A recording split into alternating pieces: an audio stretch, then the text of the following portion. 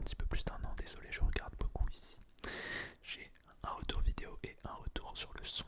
Et donc, bien évidemment, ça m'accapare l'esprit et je suis obligé de temps en temps. Voilà, regardez, vous saurez pourquoi je regarde ici. Je vais essayer de regarder au mieux la caméra, mais c'est pas simple quand on n'a pas l'habitude, parce que j'ai pas l'habitude. Ok, je vous dois des explications. Pourquoi je vous dois des explications?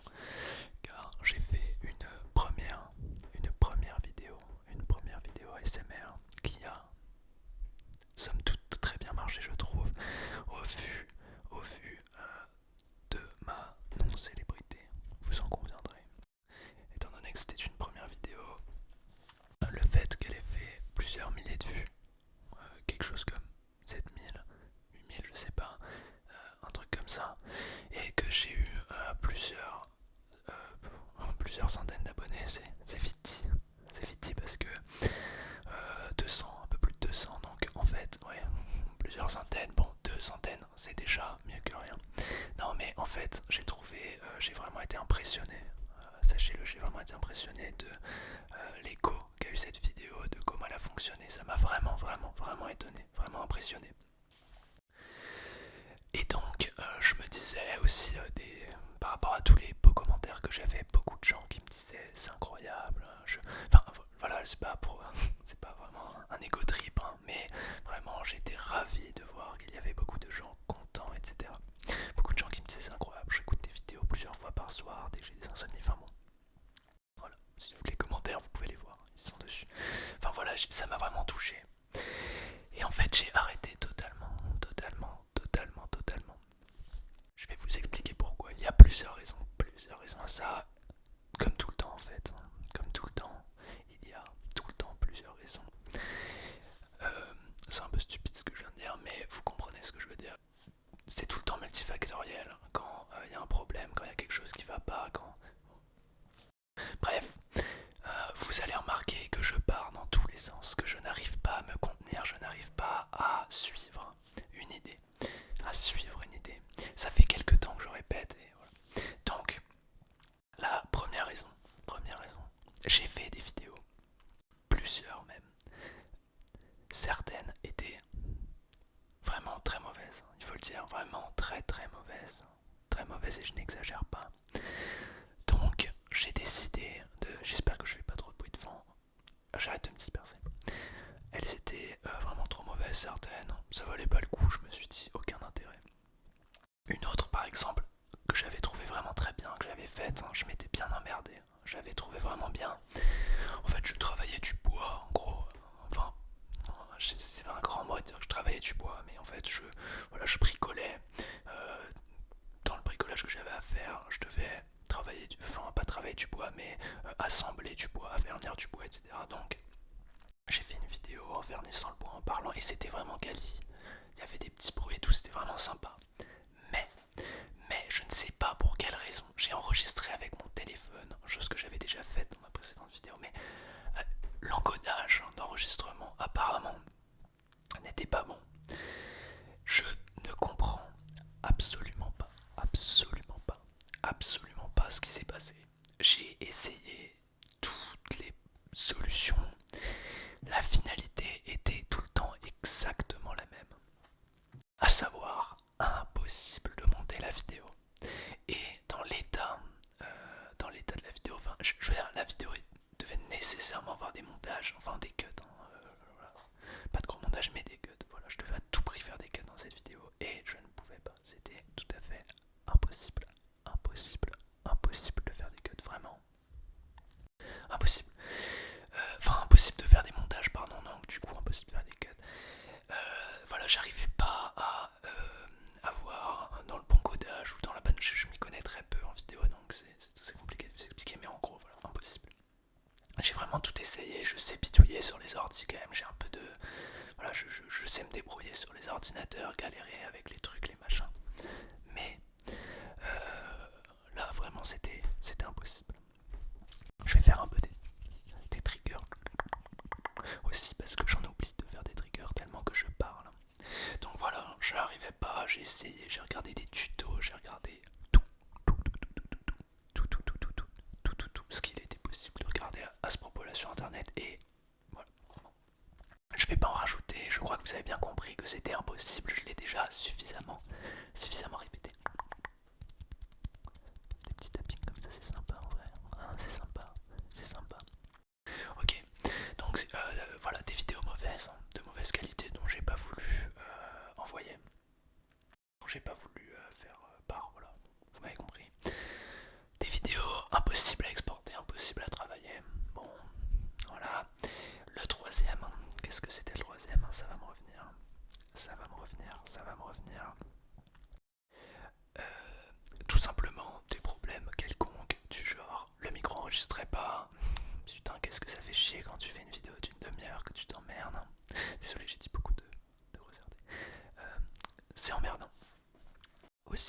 pas mal galéré à avoir le son synchronisé entre le micro et mon casque. La dernière fois, si vous vous rappelez de cette vidéo, si vous l'avez vue, vous voyez, j'avais vraiment du mal à parler rapidement. Je me ralentissais toujours parce que je m'entendais avec un léger retard, donc ça me retardait la voix, c'était pénible. En fait, c'était tout con.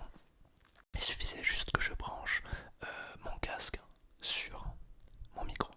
Tout simplement, deux, trois petites magouilles à faire. Faut vraiment que je soigne mon langage, je suis désolé. J'ai l'habitude de parler comme ça. Et voilà, quand je fais des vidéos, il faut que je me concentre à pas avoir un langage mauvais. Donc voilà. Donc il y avait quelques petites magouilles à faire, mais en fait c'était relativement simple. Et maintenant, voilà, je m'entends dans mon casque. Je m'entends en retour direct. En retour direct. Après, le truc, c'est que je m'entends pas très fort. Je vois pas exactement ce que ça fait comme son, mais j'arrive quand même à savoir à peu près si c'est bien, c'est bon. Voilà, c'est mieux quand même, c'est pas mal, ça me va. Le deuxième point pour lequel j'ai arrêté, et c'est le point le plus important, j'ai été pris dans un processus de concours et de recrutement. Dans un processus de concours et recrutement pour un travail. À savoir, j'ai fait le concours de la gendarmerie nationale et celui de la police nationale. Ok, bon, jusqu'à là, rien de spécial, vous me direz. Sauf que dans ce concours, voilà, on est évalué, il y a des enquêtes sur nous, pardon, on n'est pas évalué, mais il y a une enquête sur nous, sur notre présence numérique, entre autres. Et je ne voulais pas risquer de faire flancher ma réussite au concours parce que les enquêteurs trouvent des vidéos de moi en faisant de la SMR, je sais pas. Je me suis dit, s'ils tombent sur ça, ça pourrait que abaisser mes chances de réussir. Alors je me suis pas dit que c'était totalement un peu incompatible, mais voilà, de préférence. Bon. J'ai réussi ces deux concours. Réussi ces deux concours, ça a été un petit peu de travail, pas plus que ça, mais voilà, j'ai réussi ces deux concours. Donc voilà, j'ai eu mes demandes, mes demandes d'affectation, je sais pas, mais enfin bon voilà, mes propositions d'affectation plutôt. Donc pour la police et la gendarmerie, j'ai au final laissé de côté la police et choisi d'aller à la gendarmerie. C'était une erreur. C'était une erreur. De toute façon, globalement, vouloir devenir policier gendarme était une erreur. Je le savais déjà, mais je n'étais pas en phase et compatible avec les idéaux de la police, de la gendarmerie. Mais je me disais naïvement, et c'est ce que je disais avec mes amis, on peut taper tout le temps voilà, sur la police, dire qu'ils sont mauvais, qu'ils ont des mauvaises façons de faire. Bon, je vais pas trop rentrer dans les détails de ça parce que c'est des choses qui sont un petit peu tristes, qui sont un peu, voilà, j'aimerais pas trop aborder l'actualité. Vraiment, j'en fais une ellipse, quoi. Bon, voilà, on peut dire que les policiers sont mauvais, on peut dire plein de choses, mais en fait, si nous, les personnes qui disons ça, on n'y va pas pour essayer de changer les choses, qui le fera? Qui le fera? Donc en fait, en y allant, j'y allais pas pour rejoindre un idéal, mais dans le but plutôt de me dire si tous les gens comme moi qui ont une différence de pensée, enfin qui n'ont pas la même pensée que la pensée dominante dans les institutions policières, bah si tout le monde le fait en fait, ça va changer ces idéaux. Bon voilà, je vais pas rentrer dans les détails, je pense que vous voyez très bien de quoi je parle. Récemment, hein, il y a eu des histoires à Sainte-Soline, etc. Par exemple, voilà, des caméras piétons, bon, des choses vraiment horribles ont été dites. Et en fait, voilà, j'étais vraiment pas en adéquation avec ces idéaux-là. Alors, bon, sachez que je pense que ça va quand même mieux que il y a 10 ans, hein, encore heureux, ça évolue. Mais il reste à faire sur les mentalités des forces de l'ordre, malheureusement. Et en fait, sachez que moi j'ai remarqué que les personnes qui étaient avec moi dans ma promotion de gendarmerie sont arrivées avec les idées nouvelles, les idées qu'on a maintenant, quoi, les idéaux de notre époque. Voilà, encore une fois, je vais pas vraiment parler des détails, c'est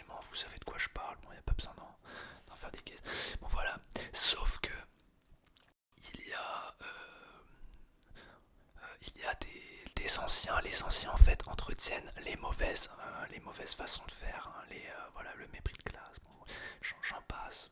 C'est vraiment le moins pire de ce qu'il y a, le moins pire si on peut dire ça comme ça, de ce qu'il y a. Mais typiquement le mépris de classe, voilà, en fait les cadres, les plus vieux perpétuent ce genre de tradition, ce genre de mauvais esprit. Et les élèves comme moi, qui sont relativement pour la plupart influençables, hein, ou déjà convaincus, suivent le mouvement en fait. Et donc au début, les gens viennent avec de bonnes idées, de bons idéaux, etc. Et à la fin, ils ont envie plus que d'une chose, c'est de briser des jambes de manifestants. Ça me faisait un peu chier, je vous avoue. Bon, voilà. Après, encore comme tout à l'heure, je le disais, il y a une nébuleuse de choses qui ont fait que c'était pas pour moi, que j'avais pas envie de le faire. C'est pas la seule raison. Il y a aussi le fait que je voulais à tout prix, en fait, je rentrais dans cette profession aussi dans le but d'être maître chien, parce que c'était mon rêve, tout simplement, d'être maître chien. Je me suis rendu compte en fait que le travail de maître chien est une chimère en fait. Comment dire, c'est c'est un homme de paille. C'est un homme de paille, hein. C'est un épouvantail. Je sais pas comment on peut dire, mais en fait, hein, c'est comme voilà le GIGN par exemple. On fait énormément de promotions sur ce sujet-là pour attirer les nouveaux, pour dire venez, regardez comme c'est génial, vous allez être au GIGN, vous allez être maître chien, c'est super, vous allez vous éclater, vous allez être à la PGHM, en pilote hélicoptère, etc.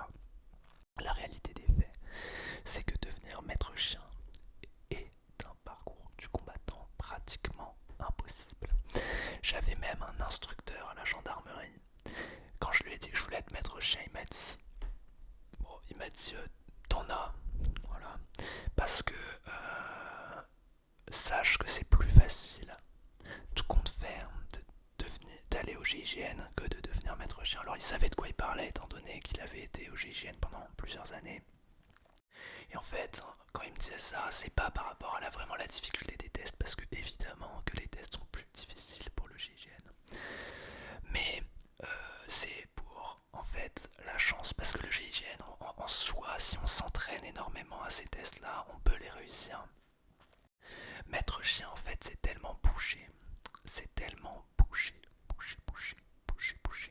que en plus de devoir avoir beaucoup de connaissances, des capacités physiques, d'endurance très élevées, etc.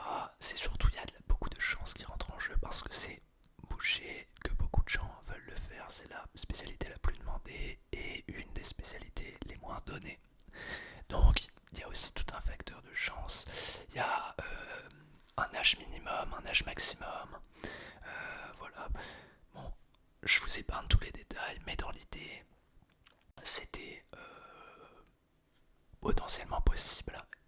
Mais il aurait fallu que j'attende minimum 5 ans déjà. Minimum 5 ans, j'aurais dû être gendarme tous les jours, faire baliser des gens au bord des routes toute la journée pendant 5 ans. Avant de pouvoir accéder au maître chien. Et encore une fois, c'est quasi impossible. Quasi impossible de le devenir. Bon bref, je pense que j'en ai assez dit là-dessus, mais voilà. C'est voilà, ça m'a saoulé en fait, ça m'a saoulé. Je me suis dit c'est pas fait pour moi, ce métier n'est pas fait pour moi. Il y a aussi le fait qu'on doit tout le temps rendre compte de ce qu'on fait. Donc voilà, si tu as pissé globalement, tu dois aller le dire. Bon, j'abuse, mais on n'a pas le droit par exemple de partir en vacances dans d'autres pays sans faire des demandes à notre chef de brigade. Alors ça m'embêtait beaucoup. Alors pas tous les pays bien sûr, certains, et beaucoup de pays aussi sont tout simplement interdits. Interdits. Voilà, quand t'es gendarme, tu n'as pas le droit d'aller dans énormément de pays, tous les pays un petit peu, tous les pays, voilà, un petit peu où il y a de la guerre, où il y a du danger, des trafiquants, etc. Donc ça fait beaucoup de pays dans le monde. Hein. Sachez que la plupart des pays ont de gros problèmes, à part voilà en Europe. La plupart des pays ont de gros problèmes de soit de trafic de drogue, soit de clans un peu, voilà, de milices quoi, tu vois. Enfin voilà, bon, il y a toute la plupart des pays, excepté l'Europe, ont le genre de problèmes qui font que quand tu es gendarme, tu n'as pas le droit d'aller dans ce pays. C'est emmerdant. Et puis il y a des pays qui sont un petit peu entre les deux, où il fait pas mauvais à vivre, mais pas trop bon à vivre non plus, ou en fait il faut faire des demandes qui prennent des mois, etc. Bon, moi, comme j'avais bien envie de voyager, je me suis dit, mais quelle idée de faire ça, sérieux. Voilà. Ah oui, dernier point, le dernier clou dans le cercueil, j'avais un dédit de contrat en fait. En gros, je m'engageais, enfin j'avais un contrat tout simplement. Quand je m'engageais, je signais pour au minimum 5 ans si je m'arrêtais après la période d'essai. C'est pour ça que j'ai décidé donc de m'arrêter pendant cette période d'essai, donc pendant l'école. Voilà. À savoir aussi, en plus, donc on a des bilans, on a des évaluations. En fait, si vous voulez savoir comment ça fonctionne à l'école de gendarmerie, c'est vraiment comme la fac. C'est pareil, on a des cours, c'est pareil, hein, c'est peut-être bien plus strict, hein, la fac, et en étant pensionnaire aussi bien sûr. C'est donc bien plus strict nécessairement qu'une fac, mais l'idée est la même, on a des profs qui nous donnent des cours, donc on a des cours de droit, on a des cours de déontologie, on a des cours de sport, on a des cours de maniement d'armes bien sûr, on a des cours d'arts martiaux, enfin je sais pas si on peut appeler ça un art martial, mais en tout cas voilà, un sport de combat. Bon voilà, bref on a plein de cours comme ça, donc c'est relativement intéressant, il y a beaucoup de choses très intéressantes. Mais bref, on est évalué tous et on est mis en compétition pour savoir où on va aller. Et moi, la première évaluation, donc au bout de 4 mois, j'ai été vraiment très mal classé ce soir. 80, 80e ou 84e sur 114, je crois. Bon, 80, ouais, je crois que c'était 84 sur 114 parce qu'il me semble bien que j'avais pile 30 personnes derrière moi et du coup 89 ans, un peu plus. Bon, voilà, c'est mauvais, très mauvais, faut le dire. Et je me suis dit, en fait, ça a été ça, la chose qui m'a fait me remettre en question et qui m'a fait me dire, c'est vrai, tu mérites en fait cette place, tu mérites d'être mal classé parce que tu n'as rien fait, rien, rien, rien, rien, rien fait, rien fait, rien fait. Ouais, j'ai rien fait en fait. Je me suis laissé crever, comme on dit là-bas, justement. Je me suis laissé mourir. J'ai rien fait, j'ai pas travaillé, j'ai traîné des pieds, j'étais jamais content de rien faire. À chaque fois qu'on faisait un truc, je râlais. Je faisais du mauvais esprit. Vraiment, j'étais pas à ma place, quoi. J'étais pas à ma place. C'était certain. Donc, donc voilà quoi, je me suis dit bon c'est bon, c'était une bonne expérience, mais arrête là quoi, ça sert à rien, va pas plus loin, va pas plus loin. Bon, c'est vrai qu'à posteriori, je me dis que j'aurais dû finir l'école, juste pour me prouver que j'en étais capable. Bon, après voilà, on s'en fiche, hein, je pense que j'en aurais été capable, ça m'étonnerait franchement que je rate, hein. Mais voilà, juste pour pouvoir me dire, partir le cœur libre et me dire, voilà, j'étais capable, je vais aller jusqu'au bout. Bon, je suis pas allé jusqu'au bout, j'ai abandonné avant la fin. Voilà, c'est pas un drame. C'est pas un drame. Ok, donc voilà, l'arc de la gendarmerie, assez long. Assez long, assez long. J'espère que vous aimez bien m'écouter parler. Le dernier arc, l'arc actuel, enfin, là j'arrive dans une nouvelle transition, mais en gros, l'arc actuel, j'ai déménagé. J'ai déménagé en Isère. En Isère, donc à savoir qu'avant j'habitais à Toulouse et que mon école de gendarmerie c'était à Montluçon. Voilà. Donc j'ai déménagé en Isère. Peut-être que vous connaissez, c'est un petit bled à côté de Grenoble qui s'appelle Autre en Vercors. Donc certains skieurs peut-être parmi vous connaissent l'existence de ce petit village, étant donné que c'est une station de ski. Donc j'ai déménagé ici. C'est très sympa, c'est un très bon petit village. Et voilà, j'ai fait une saison là de 6 mois, j'ai fait la saison d'été aux remontées mécaniques de cette ville là, de ce village, de cette ville, oui, cette ville. Voilà. Donc c'était sympa, j'ai appris pas mal de choses, j'ai rencontré des gens, mais voilà, bon, c'est de la saison quoi, c'est pas le travail de rêve, hein. Et là, me revoilà encore une fois, et je pense ne pas être le seul dans cette circonstance pour ceux qui ont la vingtaine, me revoilà encore perdu.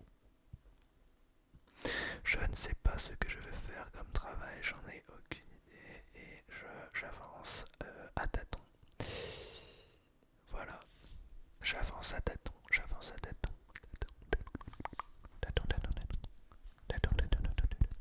J'avance à tâtons. Bon, on verra.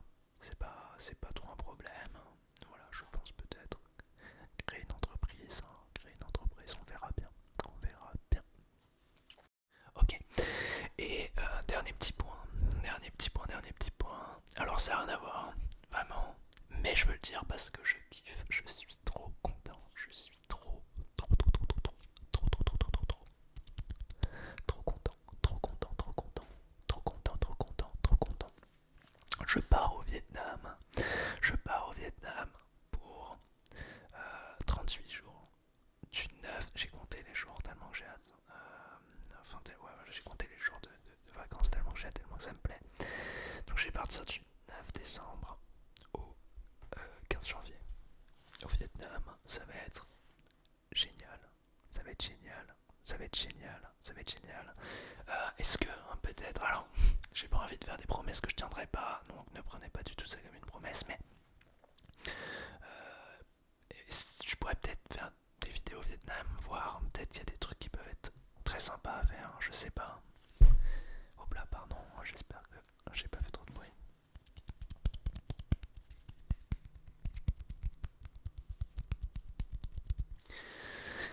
Ouais, je pourrais peut-être faire des vidéos là-bas, si j'en ai le courage. Ouais, ça serait génial en fait, non, ça serait génial, je sais pas, on peut faire plein de choses, des revues d'hôtel, un peu de balade dans la campagne avec des prix de page, je sais pas, c'est infini. En tout cas, surtout, n'hésitez pas si vous avez des idées de vidéos que je pourrais faire, des idées, dites-le moi, ça me ferait vraiment plaisir de vous lire et de réaliser vos envies. Sachez que j'aimerais bien refaire un peu de vidéos là, me remettre un petit peu là de temps en temps, une petite vidéo, je sais pas, par semaine, par mois, pas un truc de fou, mais bon, bah. Et bon voilà, encore une fois, je le promets pas, je suis quelqu'un de très, très extrêmement